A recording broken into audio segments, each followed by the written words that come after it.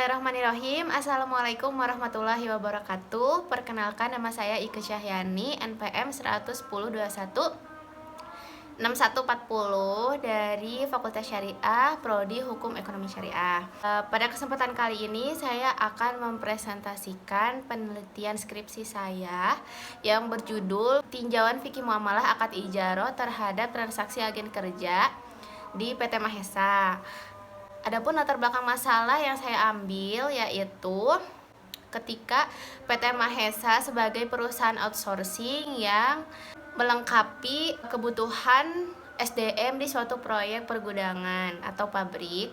Kemudian di sini ada agen kerja yang merupakan perantara antara perusahaan dengan pelamar kerja. Tetapi dengan adanya perantara agen kerja juga menimbulkan beberapa perselisihan. Contohnya, pelamar kerja yang merasa diiming-imingi karena sudah membayar sekian jumlah uang untuk membayar administrasi kepada agen kerja, tetapi belum mendapatkan kepastian kapan mereka bisa mendapatkan pekerjaan atau di bagian apa mereka akan bekerja.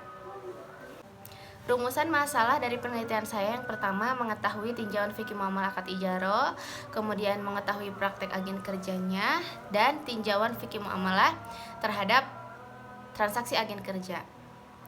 Tujuan dari penelitian saya yang pertama mengetahui tinjauan fikih muamalah akad ijarah, kemudian mengetahui praktik agen kerjanya, dan mengetahui tinjauan fikih muamalah akad ijarah terhadap transaksi agen kerja. Metode penelitian yang saya gunakan termasuk penelitian kualitatif dengan metode deskriptif analisis atau yang menurut sebagian orang diambil dari suatu permasalahan sosial. Kemudian sumber data yang saya gunakan primer dan sekunder.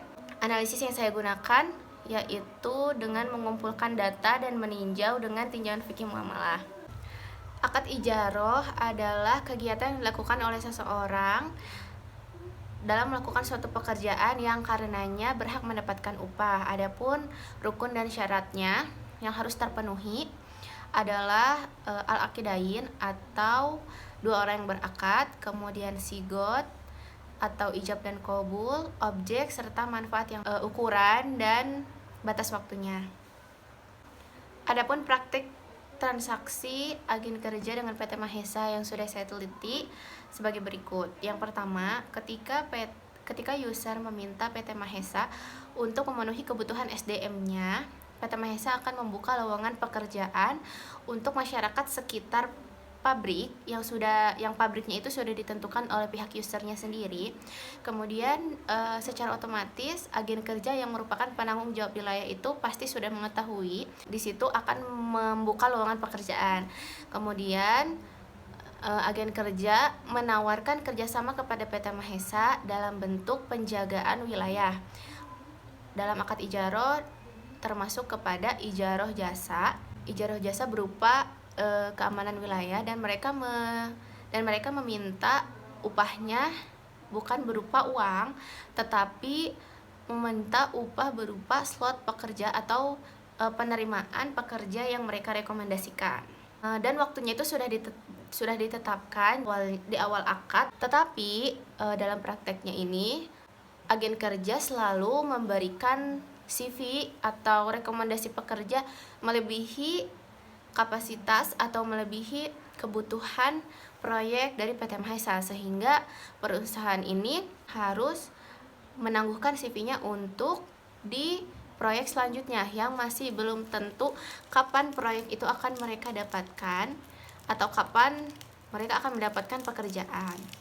Sehingga di sini terjadi ketika perpanjangan batas waktu yang awalnya sudah ditetapkan.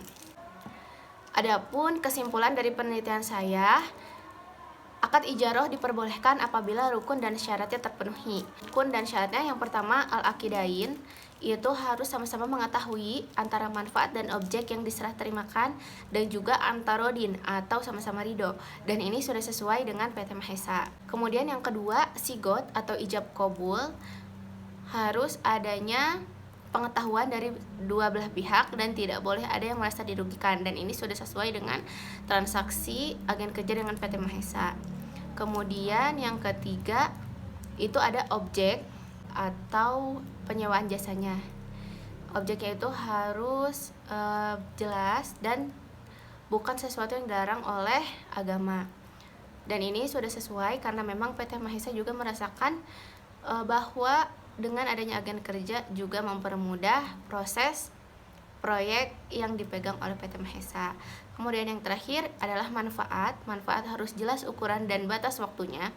Nah, untuk poin yang keempat ini masih ada yang belum sesuai karena memang ketika sudah ditentukan batas waktunya atau sudah ditentukan ukurannya, ketika PT Mahesa membutuhkan 20 pekerja tetapi agen kerja memberikan CV 30 pekerja, sehingga 10 orang pekerjanya harus ditangguhkan untuk proyek selanjutnya. Nah, secara otomatis akan memperpanjang juga batas waktunya dan juga akan mempengaruhi jumlah ukuran dari manfaat yang diterima oleh agen kerja. Jadi ada baiknya perusahaan PT Mahesa menegaskan kembali kepada agen kerja dalam pemberian CV pekerja atau pelamar kerja agar tidak overload dari yang dibutuhkan proyek, sehingga tidak ada CV yang ditangguhkan dan tidak ada juga pelamar kerja yang merasa diiming-imingi.